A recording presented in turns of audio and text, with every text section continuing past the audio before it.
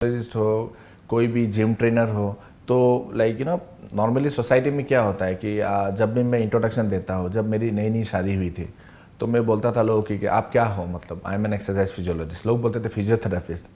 तो अपना एक अलग पहचान बनाने के लिए जो हर आदमी कोशिश करता है कि अपना एक अलग पहचान बनाए, तो उसी को जारी रखते हुए मैंने सोचा कि भाई ऐसे मतलब like that is not the only reason, just to create some awareness.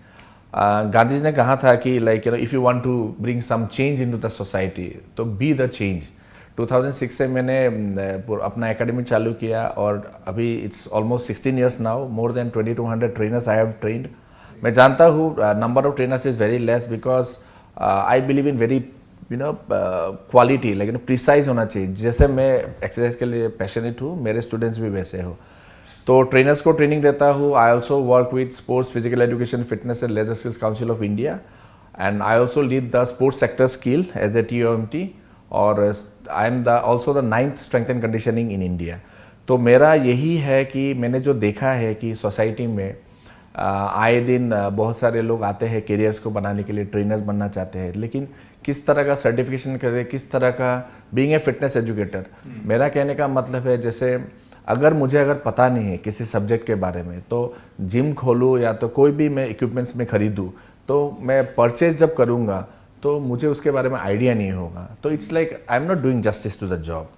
तो मेरी छोटी सी शॉर्ट स्टोरी यही है कि मैंने ऐसे ही करके अपना लाइक मतलब जर्नी चालू किया।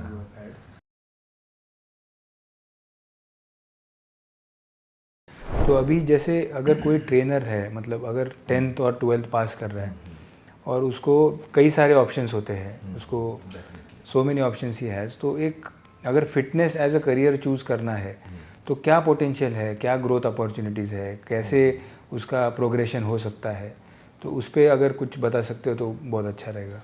आपने मेरी मतलब दिल की बात कह दी। You are an entrepreneur and I really appreciate into wellness brand।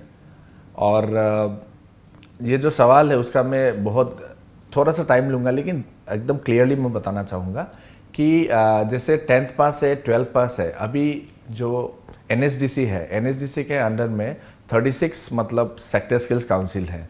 उसमें जो सेक्टर स्किल्स काउंसिल है, sports physical education fitness and leisure skills council of India, मैं उनको लीड करता हूँ, and I have also an affiliated academy under them.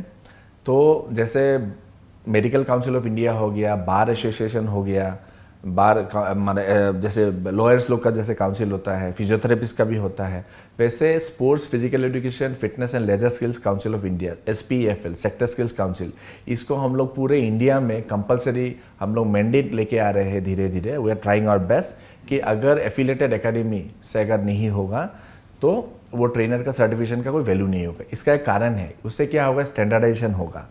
अगर मान के चलिए कोई बीमार आदमी है, हॉस्पिटल में जाता है, तो एक स्टैंडर्ड प्रोटोकॉल होता है, डॉक्टर्स फॉलो करते हैं। ठीक उस तरह से जिम में भी एक स्टैंडर्ड प्रोटोकॉल फॉलो होना चाहिए। जैसे फिजिकल एक्टिविटी रेडीनेस क्वेश्चनियर बोल के PARQ फॉर्म, जो मैं तो बताऊँ कि 95% ट्रेनर को पता ही नहीं है। और जैसे ही जिम में जाते हैं, नॉर्मली क्या करते हैं, कोई स्टैंडर्ड प्रोटोकॉल फॉलो नहीं करता, फिटनेस टेस्टिंग नहीं होता, मसल टेस्टिंग नहीं होता, ऐसे बहुत सारे वर्ड्स हैं कि लोगों ने सुना ही नहीं होगा। तो मैं ये जो चीज़ है, मैं ये नहीं कहना चाहता हूँ कि किसी ने सुना नहीं होगा, सिर्फ मुझे पता है। तो बीइंग ए फिटनेस एजुकेटर, मैं चाहता हूँ कि मेरे फील्ड के जितने भी लोग हैं सबको पता होना चाहिए कि इमरजेंसी में क्या करना है, और पहले जिम में कोई आदमी अगर एडमिशन लेता है तो उसका क्या प्रोटोकॉल होना चाहिए। तो उसी के हिसाब से जैसे UGC के गाइडलाइंस है, और UGC ने गाइडलाइन सेट किया है, जैसे टेसलर स्किल क्वालिटी फ्रेमवर्क, कोई भी प्रोफेशन जैसे ITI हो गया, इंडस्ट्रियल टेक्निकल इंस्टीट्यूट, वेल्डर का भी सर्टिफिकेट होता है, आप कोई कारपेंटर उसका भी सर्टिफिकेट होता है। वैसे स्किल इंडिया में क्या हो गया, ये आपका फिटनेस जो है इसको भी स्किल में इन्होंने इंक्लूड कर लिया। तो अभी इसमें क्या है, 10th पास, अगर कोई 10th पास है तो उसका जो सर्टिफिकेशन है वो अलग होगा। जैसे NSQF level 4 framework, national skill quality framework 4।